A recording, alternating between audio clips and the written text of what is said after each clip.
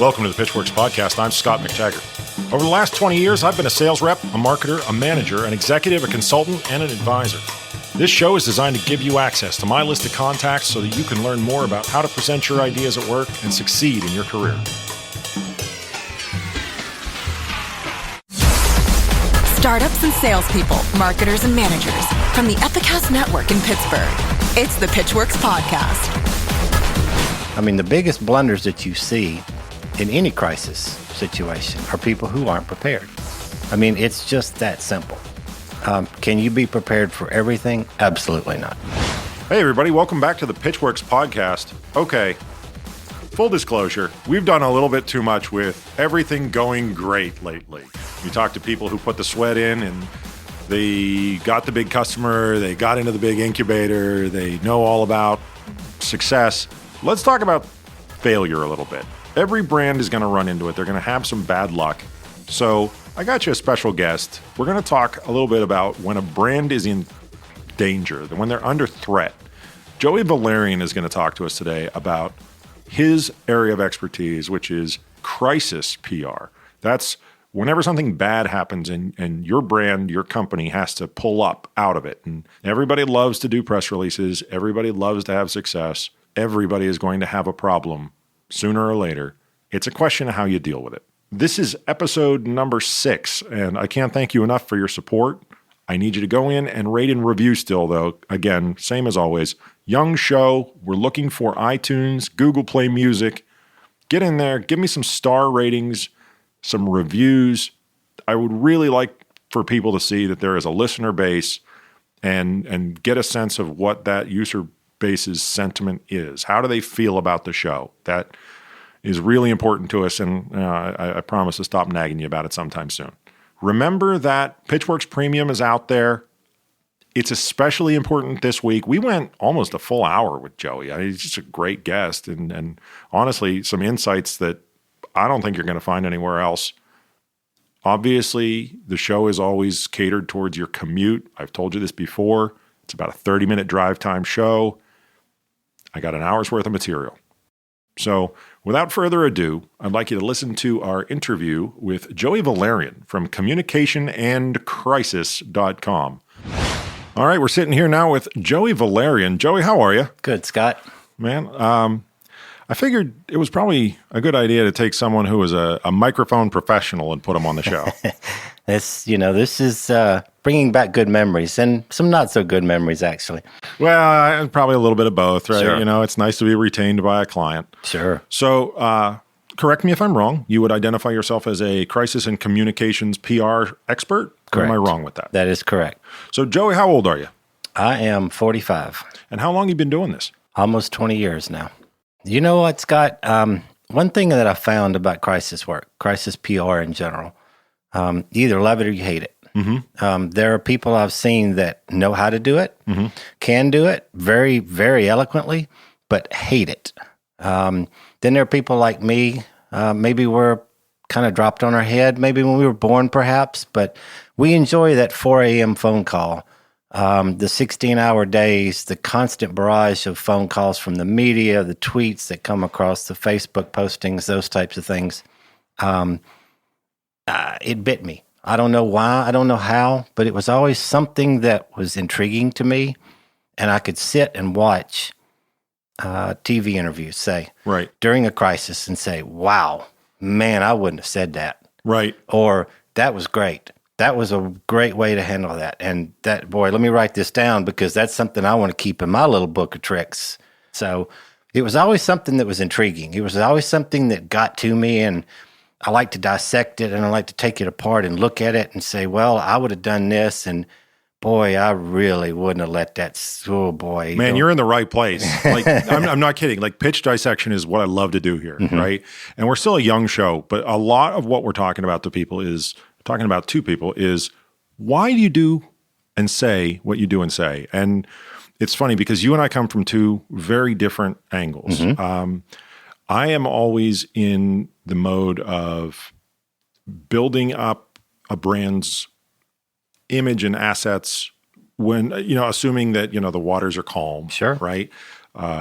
So what you just said, sitting on the couch, I do it with commercials. My wife cannot stand sitting around watching like network television with me where commercials break in. All seriousness, I mean, you're a smart guy. You've done a lot in this space. You can apply this a lot of different ways. The waters are choppy, and those are the ones you decide to swim in. Sure. Any idea what it is that makes you love it?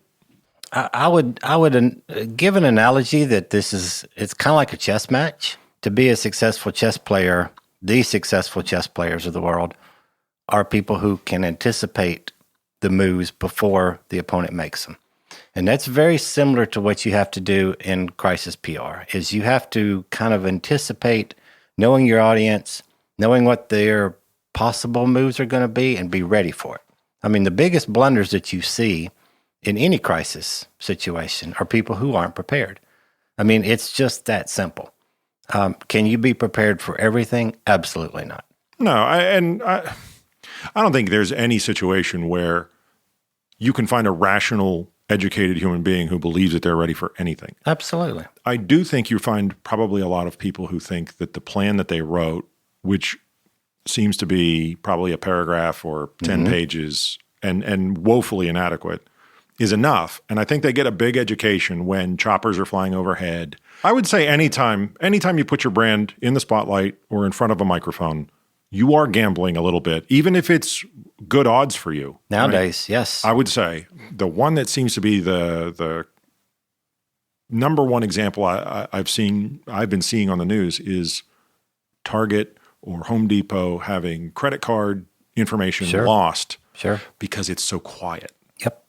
But so many people are watching with dread saying, I know that I used my credit card at that store, and now I've got to run to my PC and check to see whether or not my information was compromised and people were making purchases. Absolutely. I think there are things that you learn in college, doing case studies, reading about what other people have done. As I said before, kind of analyzing what worked, what didn't work, why you think it worked, why you think it didn't work.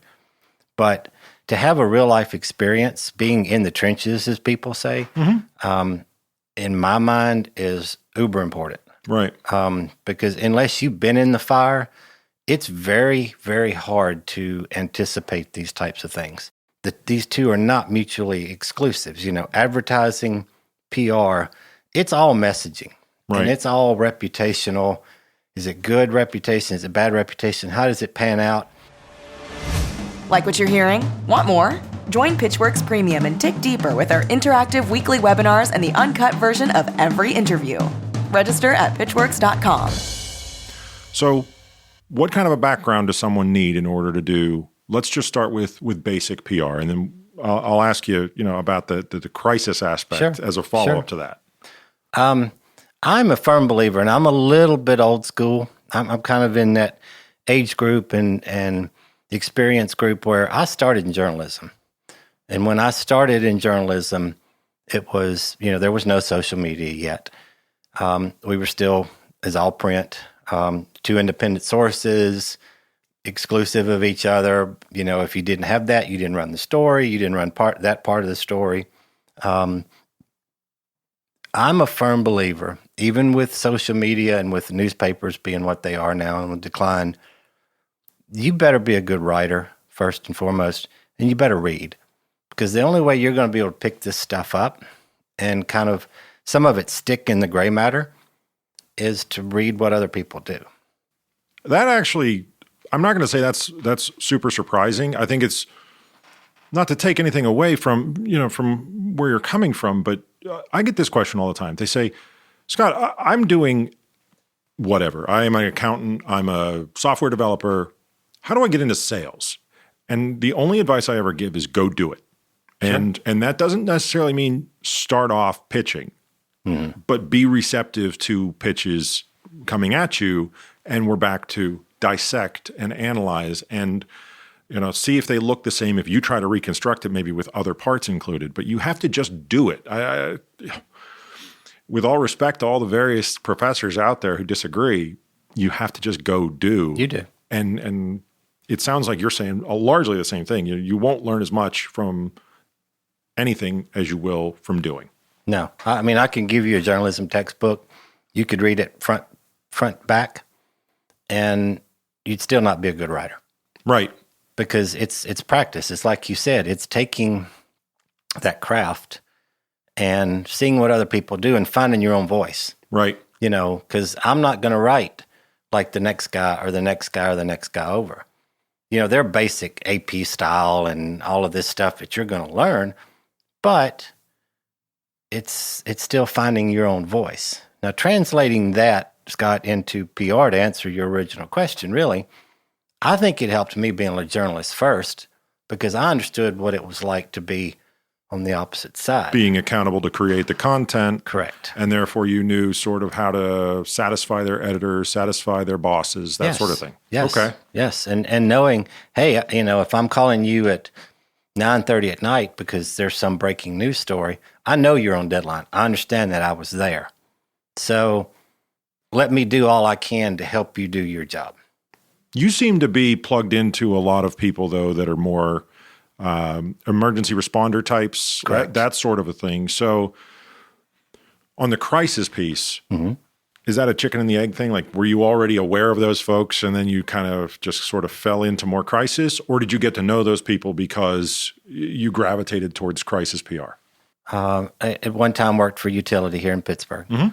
To be honest with you, when I started, I had done crisis work before, but not on that scale. And I literally got thrown into it. I mean, the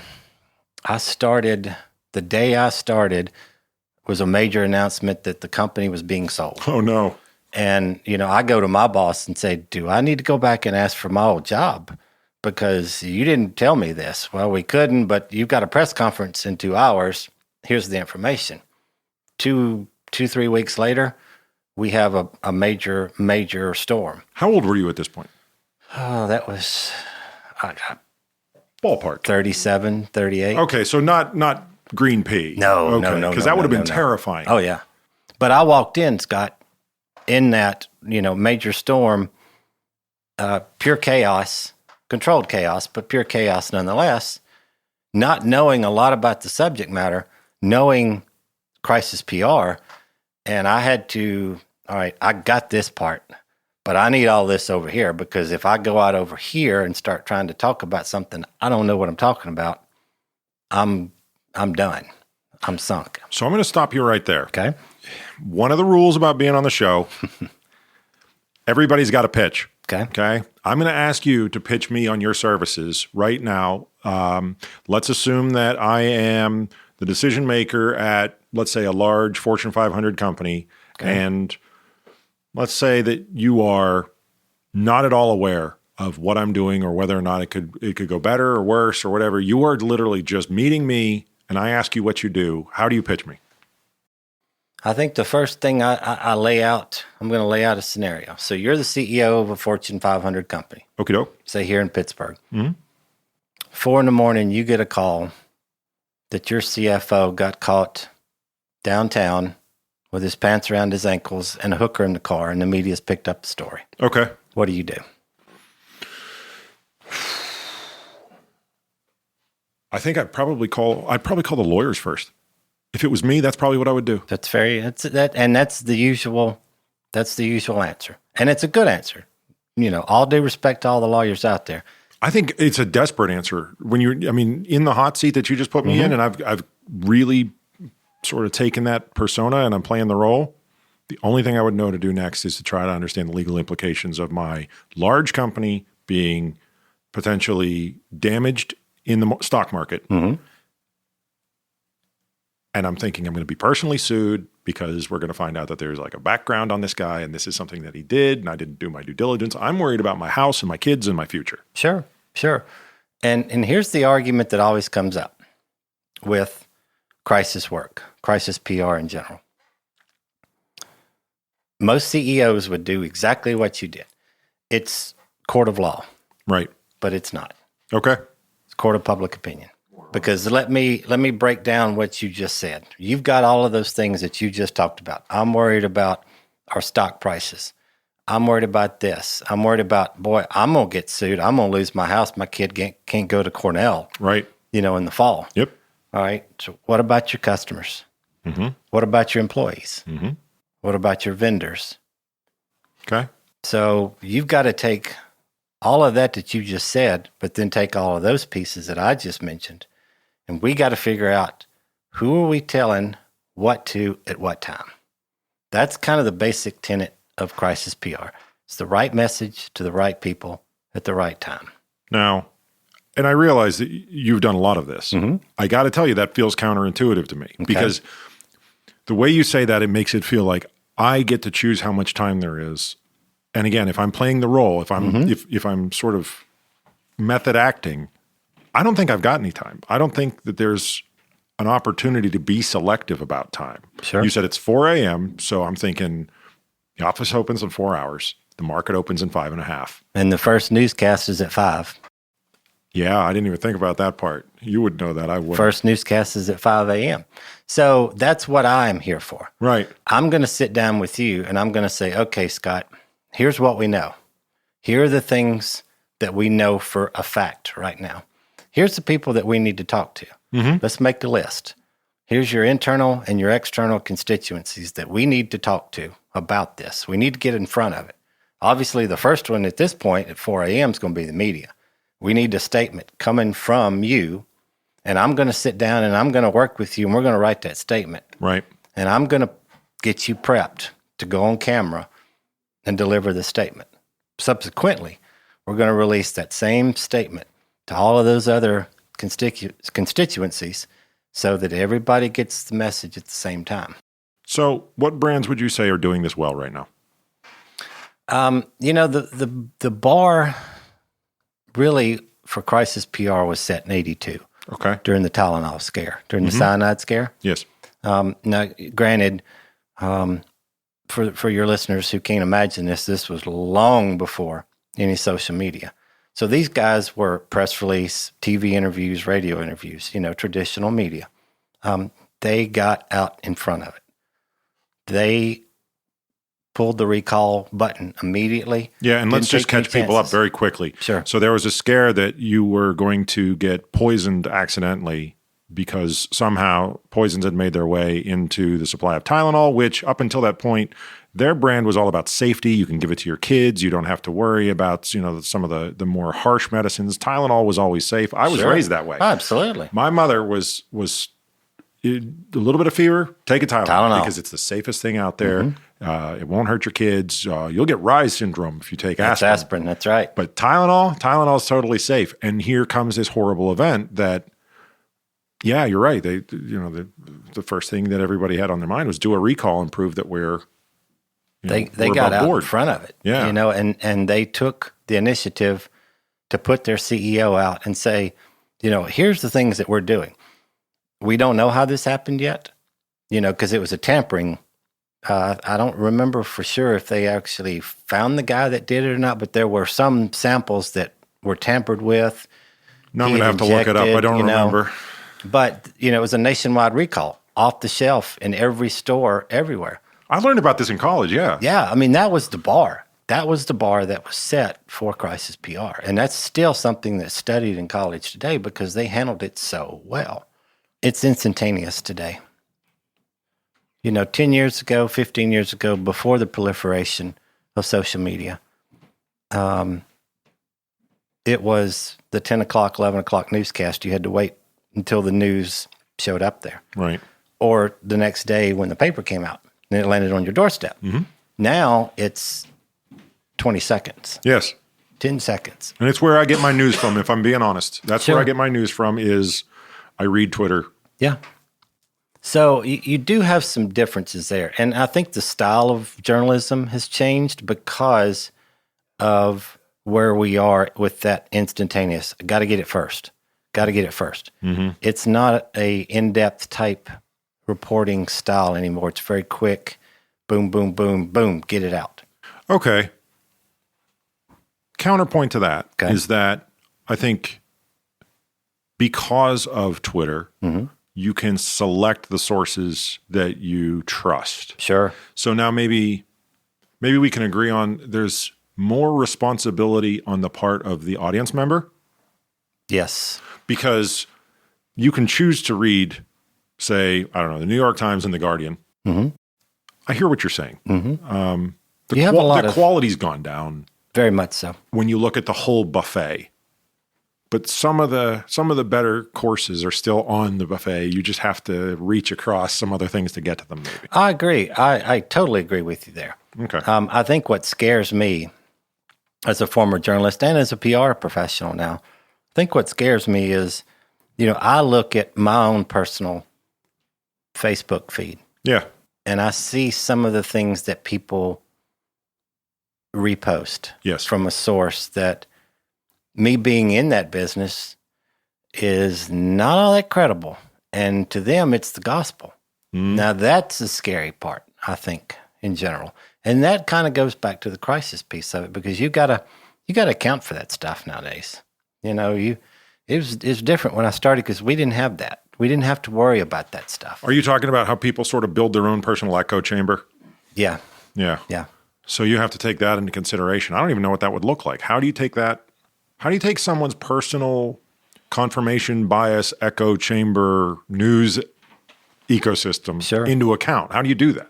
Well, I think, one thing I try to tell clients, Scott, is when you look at your, let me back up just a second. Yeah. So to go back to our scenario where you're the CEO. Right. Hopefully at this point, by this point, if I've been working with you, we've got something on the shelf that's already written that we can pull off. Right.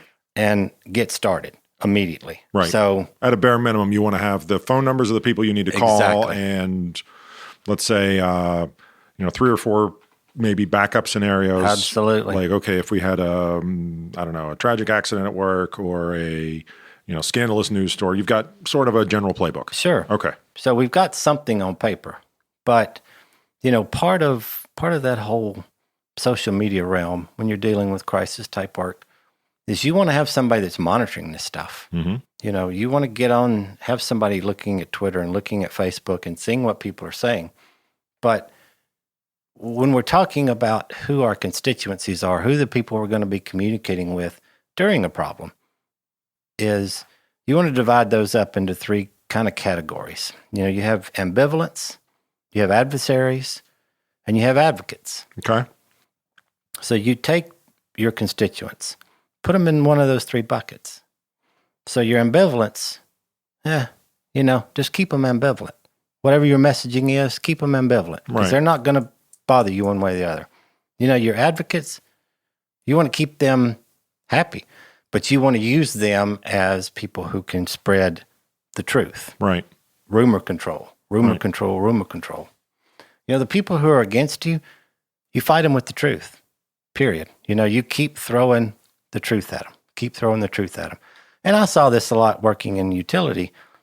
You get a lot of the, I saw so-and-so, they were asleep in their truck, they're not out here fixing the problem.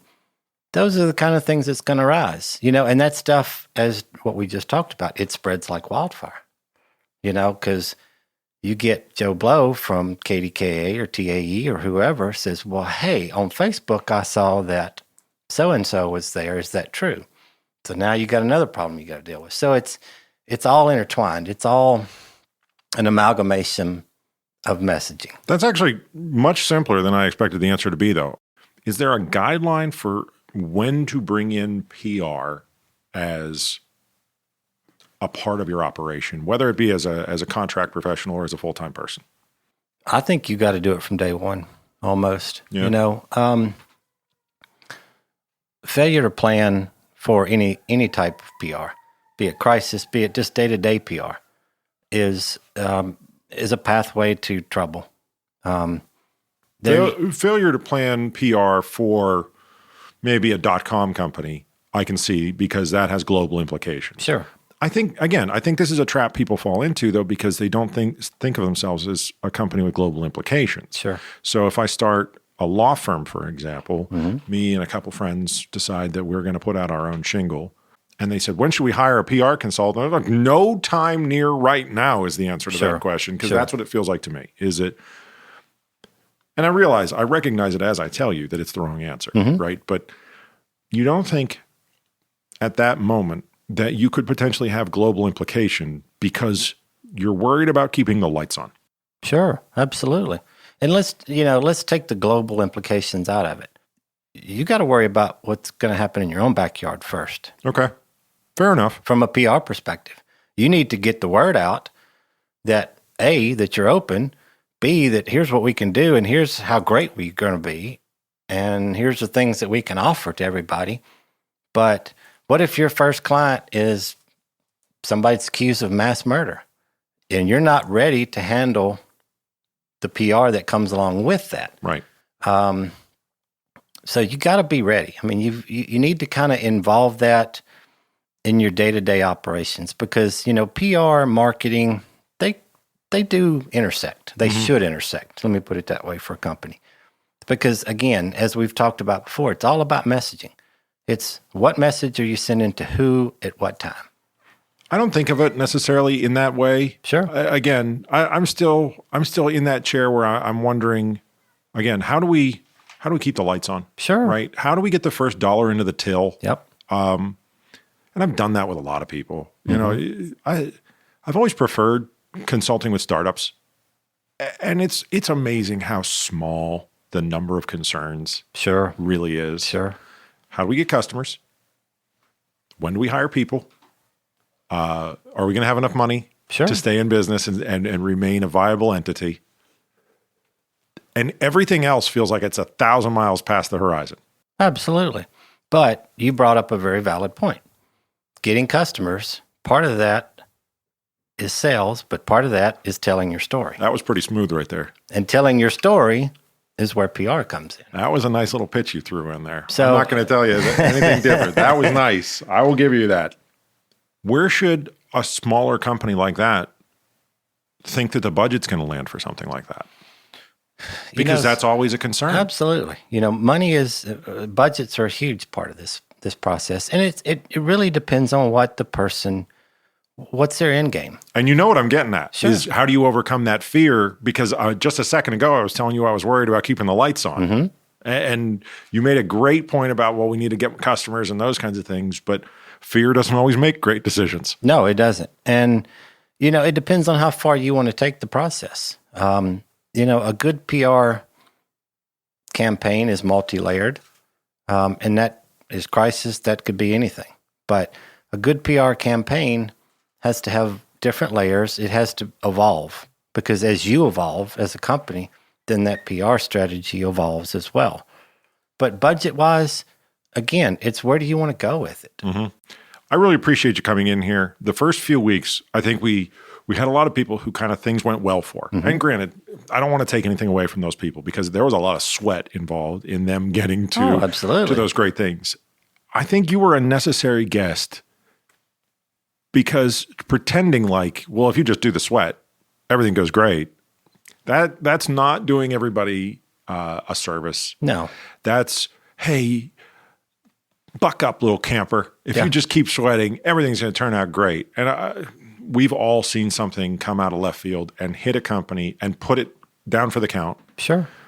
No matter how much sweat you put in, luck figures in here, circumstances figure in here.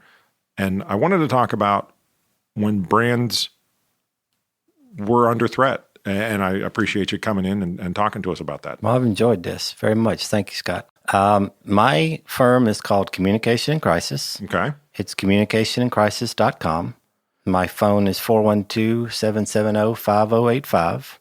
And that's communication and crisis. Spell that all the way out. Yes, that is correct. Be happy to meet with any of your listeners and talk about their needs. I love doing this stuff. I love the challenge of it. I love the diversity of some of the clients that I get. And that's really what keeps me going. Well, Joey Vallarian, communicationandcrisis.com. Thank you so much for joining us on the Pitchwerks podcast. Thank you, Scott. Thanks again to Joey Vallarian. I really did just throw him the hottest stuff I had. I knew Joey could take it. I didn't bother pulling the punch on questions like, how much should this cost? Those kinds of things. I knew that he wouldn't have a problem with it. This is a pro. He's used to having a microphone in his face. So I hope it was useful to you. Give Joey a call. The other thing is we're going to try to answer a little bit about PR and how you would work with a PR firm as a younger, smaller company. We're going to try to attack some of that in some of our social media posts and in the webinar. So If you've got questions, problems, concerns, hit us up. We'll try to address them for you. Until next show, thank you very much. Scott McTaggart, Pitchwerks Podcast. Appreciate it very much. The Pitchwerks Podcast comes to you from Pittsburgh, Pennsylvania, a production of the Epicast Network and McTaggart, LLC. Engineering and production by Buzzy Torek and Nick Miller. For more information, show feedback, and ad sales, visit pitchwerks.com. pitchwerks.com. On social media, find and follow the show on Twitter, LinkedIn, Facebook, and Instagram using that same brand name, pitchwerks.